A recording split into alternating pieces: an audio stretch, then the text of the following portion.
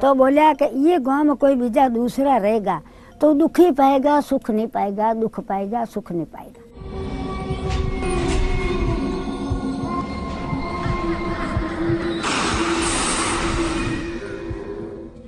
दूर दूर तक फैला हुआ कुलधरा गांव।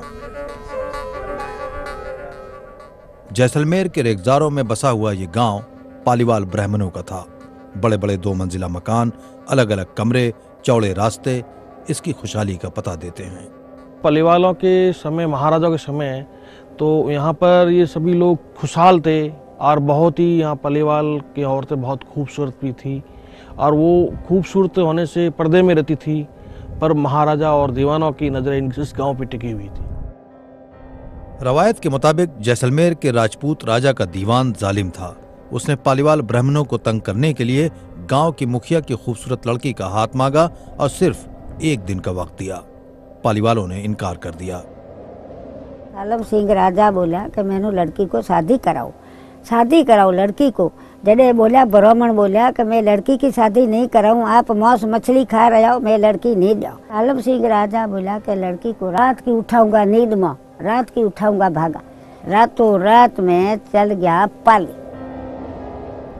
मुकामी रिकॉर्ड के मुताबिक 1825 में पालीवाल ब्राह्मण रात के अंधेरे में अपना सब कुछ छोड़कर हमेशा के लिए कहीं और चले गए। तो बोला कि ये गांव में कोई बीजा दूसरा रहेगा तो दुख ही पाएगा, सुख नहीं पाएगा, दुख पाएगा, सुख नहीं पाएगा। कोई बुढ़ा मर गया है, उसकी आत्मा यहाँ ढूंढा वहाँ भटक रही। अतराफ के गांव के लोग कुलधरा को एक आसेबज़दा गांव समझते हैं। हमारे बूढ़े लोग कहते हैं कि यहाँ पर भूत वगैरह, यहाँ पर रात को नहीं जाना। हमने आता वगैरह कुछ नहीं देखी, हमारे दादाजी, लेकिन परदादा ने बोले कि यहाँ पर रात को नहीं जाना। रात को, दिन में आत्मा भटकती है, रात को भूत देखता है। कुलधरा के पालीवालों के बारे में कहा जाता है कि वो कहीं दूर जाकर आबाद हो गए और वो यहाँ फिर कभी नहीं आए।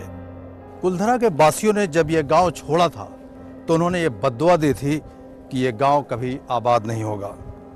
200 बरस बाद भी ये गांव वीरान पड़ा है। Shakeel Akhtar, BBC news, Kuldhara, Rajasthan.